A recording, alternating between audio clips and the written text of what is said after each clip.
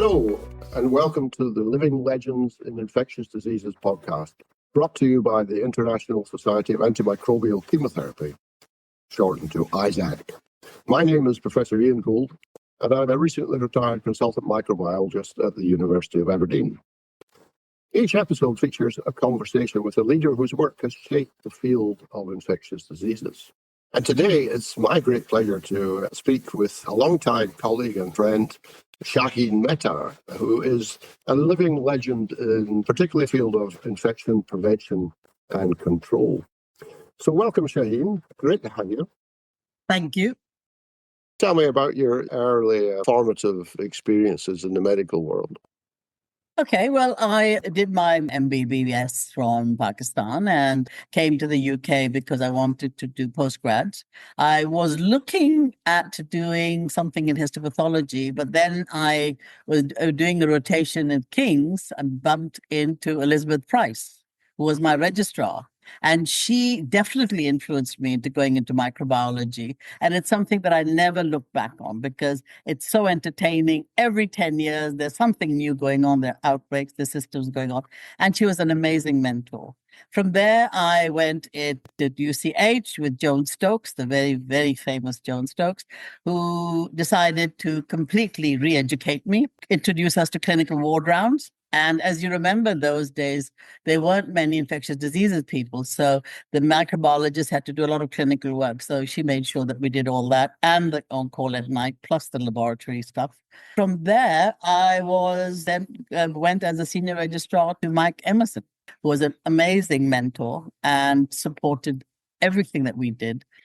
But he introduced me to decontamination sciences, which was not very common, and also sent us all to Fallfield to go and crawl in ducts and look at bedpans and do all that sort of stuff. So at the end of the day, when we came out of there and we qualified, it wasn't difficult to do the membership exam, and I was very fortunate to get through it quite quickly. And then at the age of 29, I was appointed as head of microbiology at North Middlesex Hospital. The other person who had an influence on my life, of course, was J.D. Williams, because he was very, very supportive and always wanted to make sure that we got to the right place at the right time and set up the senior registrar discussion groups and so on. So that was the basis of me going into microbiology. That's great. That's a who's who of some of the leading names in the early years of what we might call the new specialty of clinical microbiology. You rapidly rose to the public's notice, certainly professional notice, by being heavily involved in networking in the UK. Do you want to tell us a little bit about the societies that you were involved with? I was actually on several committees for the British Society of Antimicrobial Chemotherapy, founder member of the Hospital Infection Society, was involved in the Association of Medical Microbiologists, was involved, obviously, as you know, as ISC. I was involved with ECMID then and set up their nosocomial group. So we were, in fact, working a very wide network, and we were managing to do a lot of work by linking them. But that was not the only thing I was doing. I was also working a lot in low to middle income countries at the time. So I'd go off to Asia and spend a lot of time in the Philippines and around Thailand and so on in those days. So this was part of my need, if you like, because I knew everybody could do microbiology or clinical microbiology and antimicrobial stewardship in the UK. But what was happening outside the UK? So my forte then became, or my desire then became, to try and introduce simple infection control programs within other countries. And so worked in Asia, China, obviously. We went off at the time to the Middle East, yes, and also to Eastern Europe and to Latin America and to South America. So there was quite an interesting group, and we met a lot with each other. Also, we met together through the various organizations that we've just mentioned. So it's ECMID, it's ISC, it was all the other conferences that we attended where we started developing these sort of links and networks. Just for clarification for the younger audience for this program, the ISC was the previous acronym for ISAC, of course, standing for International Society of Chemotherapy before the rename. Primarily, it sounds like you were networking and teaching. Is there any research that you did that you were proud of? Any great papers you think justified mentioning? I did a lot of work of investigative work, to be honest. I wasn't very good at publishing, I must admit. I was more curious than publishing. So I'd like to find out about something, and then that was it. That was good. I enjoyed that. So there were several papers published on the antimicrobial. We did some clinical trials, which were very useful, looking at antimicrobials. New agents at the time coming through were very helpful, and whether these were available or not in those parts of the world. So when we were in India, for example, we found out that there were a lot of fake drugs going out very quickly at the time. I don't think it's happening anymore, but there were lots of those sort of things going on that made it very difficult to actually manage the antimicrobial stewardship programs that we were trying to put into place, because there was always a different group of people working on something that were not completely kosher, if you like. So there was one piece of work which I really liked, and I brought back about 7 tablets, as they were, on ciprofloxacin, and we brought them in and we gave them to David Reeves, if you remember David Reeves, who looked at them and found that only 2 of them had any cipro in them, and most of them had absolutely nothing, obviously, but they were called ciprofloxacin, and one of them, of course, had about 150 grams of it in a 250 tablet. So it was interesting to just find out what's going on around you, and I'm not surprised that some of that sort of resulted in some of the antimicrobial resistance that we're seeing today. But there was a lot of usage. And then the other part that was really interesting was working with the Danish people, veterinarians particularly, looking at their antimicrobial resistance, which they had already started looking at. So that was really interesting. You're younger than me, but you might, or at least you look younger than me, you might recall, as I do in the early days of our training, that some of our mentors were a little unconvinced about the relationship between prescribing and resistance, and maybe didn't quite believe that antibiotic stewardship was necessary. We're talking about the last days of the halcyon period of antimicrobial chemotherapy. Did you get the same impressions? We were lucky. I mean, we were North London, so everybody there was very, very intensely involved. Had come out of Joan Stokes' stables, and she was obviously, as you know, married to John Stokes, who was the president of the college. So we all had to understand what was going on. She was really keen that we got this right. So there was no poo-pooing going on there. What we did have was a very strong antimicrobial policy program in North London. And some of that training was done for us. We went up to see Richard Wise, or we'd go up to see David Reeves, and they would emphasize the antimicrobial, the restrictive reporting, I think it was called at the time, that we had. And so many of our hospitals had that in place. And we did surveillance with it, but it was very poor surveillance. I mean, we just managed to do what we could. Nobody thought it was not a good idea. But they didn't know what the other issues were. So they didn't realize what the water systems were affecting multi-drug resistance. They didn't understand the sewage system, the travel. If you remember, there was a huge thing about people traveling back and forth from the Middle East and from the Near East, coming in and out with. So those sort of things only surfaced much later. You've played your part in various WHO committees. Was that before you left the UK? I've been working with the WHO since 1993. Kurt Narber had set up the urinary tract group, and we were looking at that and so on and so forth. But the whole WHO concept changed as we moved along. So what came out of a lot of work that was done by the global IPC unit, Benedetta Allegranzi, was that we had to look at infection control as a pillar of AMS, because the rest of it had expanded so widely. And that's exactly what I did when I came to South Africa. So we started looking at this as a way of making sure that if we could stop transmission, which is IPC is equal to transmission, if we could stop that, then the rest of it should actually be working together and falling into place. And that is why we set up all the training that we did, and the postgraduate diploma is based on that. The fundamentals course is based on that. Everything else is based on that. But the guidelines from the WHO were very much involved the outbreaks at the time, which is Ebola and COVID and all that, but also looking at some of the antimicrobials. Now, I wasn't in the group that was doing the antimicrobials. I was in the group that was doing the infection control aspects of things. So yes, it was difficult because all the data that came from high-income countries. but the policies were applied to low to middle income countries. So for somebody like me on that committee, it was my job to make sure that it was acceptable within the context of where we were, because otherwise nobody would follow. So, and I think that was quite important to do, to put it back into perspective for the countries that were using it. COVID obviously happened only relatively recently. When did Ebola first become a major concern? Okay, my first encounter with Ebola was in Gulu in 2002. I was just happening to do something else. And then we got these 7, 8 people admitted who came in looking not so well. And of course, were then diagnosed with Ebola, but we had no PPE. So we had to use plastic bags, bin bags, scarves, glasses. And there were myself and 4 other people.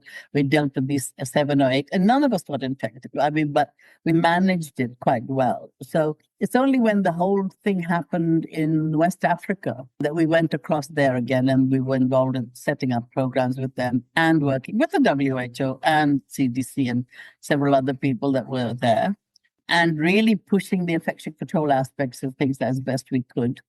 It was a very, very trying but very interesting time for me. I mean, I learned so much there, with the Ebola. And we were involved in, obviously, the documentation that went together and all the policy making and so on. So, yeah, it was quite interesting. I had the advantage of having worked in many low to middle income countries to see what was available and to be able to apply it. So I enjoyed that very, very much. When did you actually go to South Africa, and what took you there?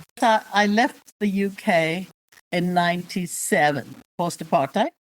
Mose could come back. He was an exile. He could come back. So we came Your back. husband? Yeah, my husband. Sorry, yes. And he hadn't been away for 40 years.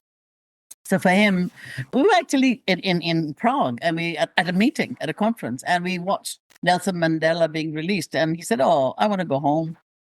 So I said, "Oh, okay." So he said, "Well, I've been away. I've been lived in your country, and I've lived in, all over the place. I want to go home." So I said, "All right." I said, "Why don't we decide when we get home?" So we just went, and when we landed at Heathrow, he said, "Well, what do you think?" And I said, "Well, let's do it." So we did. So we just jumped up and we came. I was very fortunate when I came here. I was actually headhunted by Tygerberg and Stellenbosch University, and they very kindly gave me a professorship, and I set up the unit of infection control, which was the first of its kind in Africa, as we know. And that then started rolling over things and moving things out and getting things going. So what brought me to South Africa was my husband, basically. It's a move which I absolutely think was the best thing ever. It was really the best move ever. I wouldn't think of being anywhere else except here. It is just the most fascinating country, and the continent. I was very involved with the continent, Africa, CDC, and so on. So very, very interesting to see the differences that we can make with very little, apart from, getting long documents, which don't really look at. But, you actually try and work your way through systems as they exist. So. Yes. Correct me if I'm wrong, but that Prague meeting in 1997 would have been an ICC. Yeah, that was in Durban. Quite possibly. What are your best memories of the heyday of the big congresses like the ICC? You remember how many thousands of people would be there? So before anybody went anywhere, we'd actually communicate amongst friends and say, okay, we're staying in this place and we're doing this, and we're all going to go off together and do that. So we had sort of like a cabal of people wandering around who had these places. And it was amazing because you learned so much, not only socially, but also academically learned a lot, met a lot of people. To my mind, it was absolutely vital. I would always include young people. So I always wanted to bridge the gap between the elderly and the very snobbish and oh God, they don't know what they're talking about group, and the young ones, who'd come up and sort of say, let's give them a chance. And so I learned a lot. The ICC was really, that was the International Congress of Chemotherapy, was huge, if you remember, because there was a whole cancer side and then there was the antimicrobial side. And I think it was a good idea to bring it down into the antimicrobial one. It gave everybody an opportunity to concentrate on what they wanted to do. And then we got into the situation when there was ECMID. And so ECMID was actually part of the competition to go there. And then ISID, which I was very, very fortunate to be allowed to sit on their committee and their board. So there were lots of things that are moving out of the infection control part, taking infection control with them, but moving into antimicrobial resistance. And there were 3-4 big organizations, including ISAC, Do you think that these professional societies will continue to play such an important role in networking, education, research? Well, yes and no. Yes, because you need to meet people that you've heard of, spoken to. I mean, the last time I went to ECMID was in Madrid, and I bumped into Ian Phillips again. I hadn't seen him for years. Absolutely essential for my soul to see him, to know that he was well and so on. The no is that because so much is online, so much is, or virtual, that I mean, I can go into become part of the hybrid group that's going to be doing ECMID or ICPIC or whatever. I just go online and then do it, but it's not the same contact. And I realize now that we do all our courses online, it's the same thing. To give that personal touch, you really have to know how to handle the system. So you have to be a mentor, you have to be available for conversation, you've got to be linked to this. And I think it's a completely different ballgame. Somebody'd come and talk to us about drugs and whatever else, or antibiotics and so on, and you'd go, yes, yes, yes, thank you. And then you just pick up the phone and talk to a mate and say, are you using this stuff? And they say, yes. So what do you think? Well, okay, thanks. Or you go and sit in a talk that is sponsored by a company. You walk outside and you say to them, is that true? And they say, yeah, well, sort of, So you get a lot of reality coming back when you're at the conferences, I think. Is personal attendance at congresses within Africa as successful? I know in the past perhaps it's struggled because it's difficult to, paradoxically perhaps, to visit neighbouring African countries. It's easier to get on a plane to London or... Yeah, the continent is huge. It's huge. People underestimate the size of the continent. I mean, everything apart from Russia and Canada fits into Africa. It's such a big geographical group, which is one of the reasons that we had to move into virtual, because people couldn't afford to come. The registration was inexpensive, but just to get here and to stay here for 5-6 modules was impossible. So if you remember when ISAC came to Harare, you remember how difficult it was to do lots of things. Okay. So what we do with ICAN is we have one major ICAN conference every 2 years. The alternate year, we go and do a workshop in one of the countries that have got a national society on antimicrobial or sort of infection control society, and bring in WASH and IPC and AMR. So we do that with them so that we actually rotate it around so people can come and go. The last ICAN conference we had in Cape Town last year, we had about 560 people. For us, that's a big conference. It's nothing like ICC where you've got 15,000 people. You don't know who's who. The whole of Kyoto was just one big ICC sort of thing. It's a very different thing. I personally prefer smaller meetings. That's one of the reasons the HIS meetings were so lovely, because they were smaller and we all knew each other. Going to the Central Sterilizing Club, exactly the same thing. You knew everybody, so you could talk and communicate and discuss and so on. So I think the pros and cons for both, but I personally would prefer to have a smaller meeting.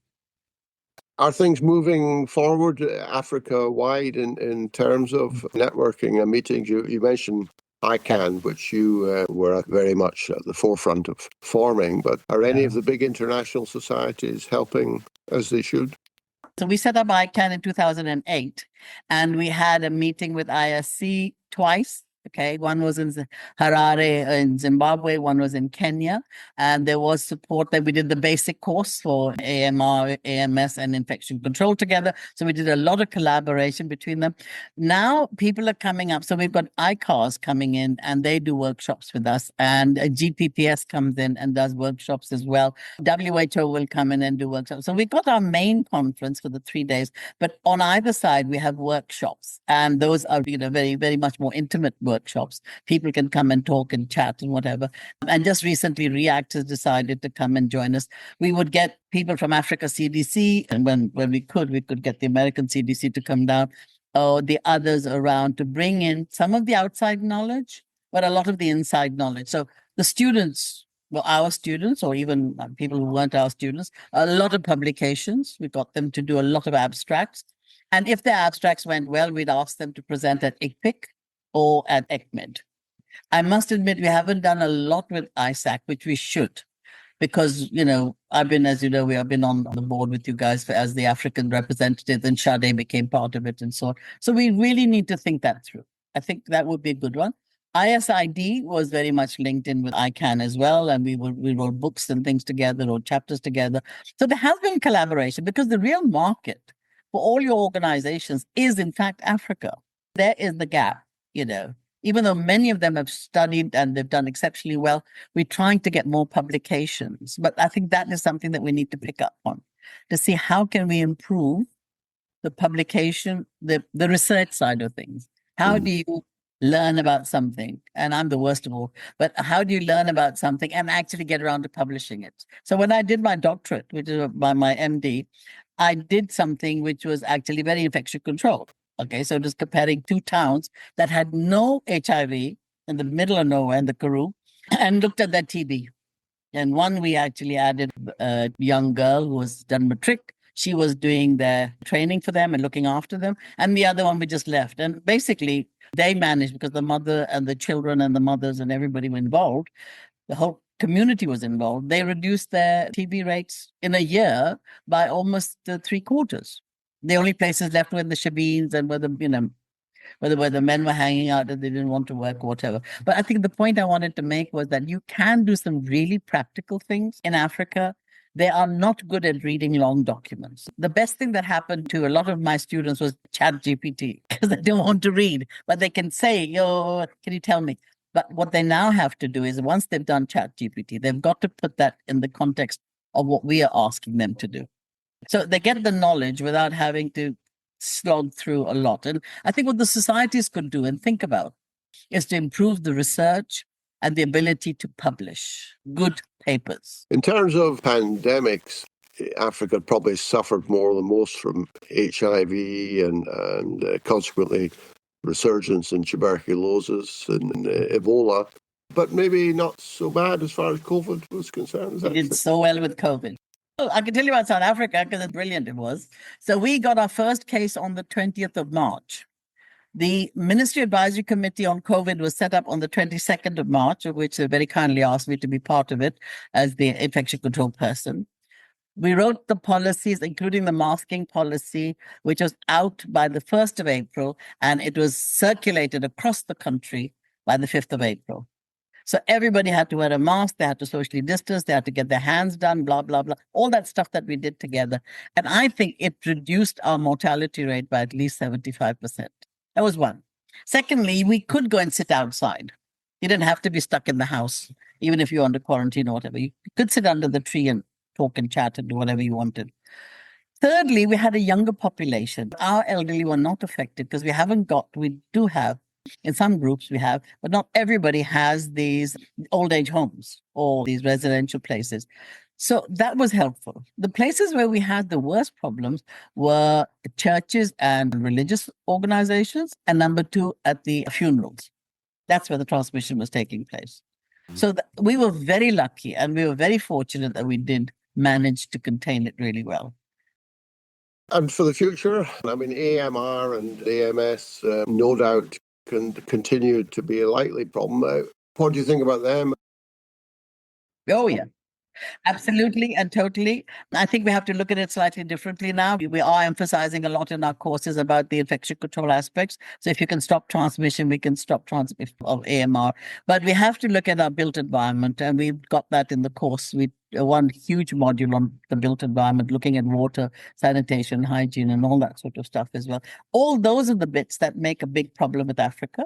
The environmental, the One Health program is now going quite well, but we still need to develop a lot more because there's open defecation wherever it might be, or they've broken down sewage systems, etc. So I think there is work to be done, but we do have a problem. Maybe not as bad as some other countries, but we do have a problem with multi-drug resistance. There's no doubt about it. I think the person that probably would be best to answer that would be probably Mark Mendelsohn, because he's done a huge amount of work on it in South Africa. And he's also moving it out to the rest of Africa. But from our point of view, our job is to actually stop the transmission. If we can just do that, we can reduce the use of antimicrobials and hopefully save some lives. Is there any way of securing better quality antibiotics, less counterfeit, better access to newer agents? We don't have counterfeit. We've got generics, but lots of generics. So we don't have the counterfeit part of it, though.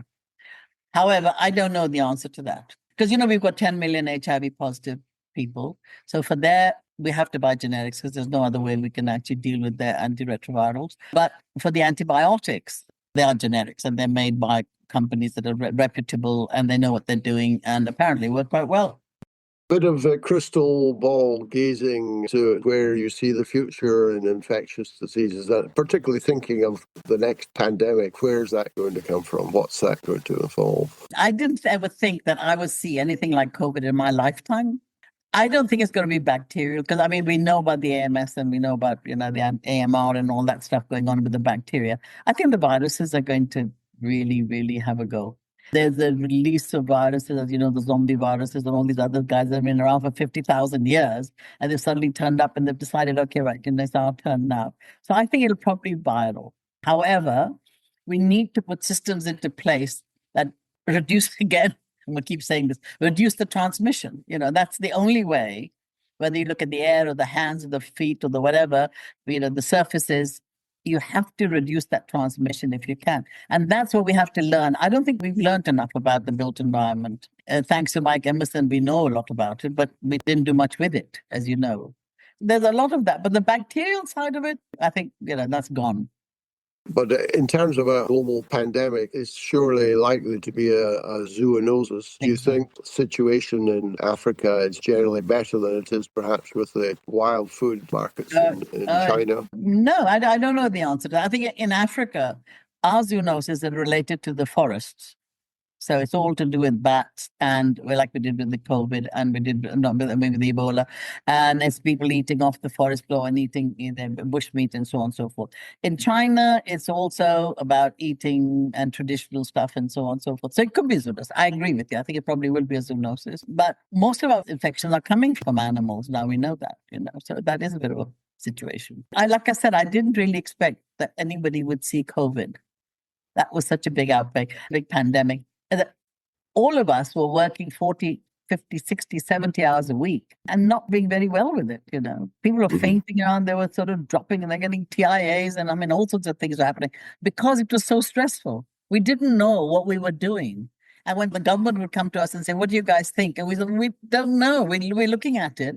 And I could only look at it from a respiratory point of view, which was not entirely the whole story, but anyway, and also look at what we could do to maintain it in that regard. So I don't know what the next zoonosis is going to be, but it'll definitely be airborne. Shaheen, that's been a fascinating discourse, not only to hear your magnificent history and all about your new life in South Africa. And by the sound of things, there are many more interesting things for you to work on. And here at ISAC, we wish you all the best for the future. And thank you. Thank you very much.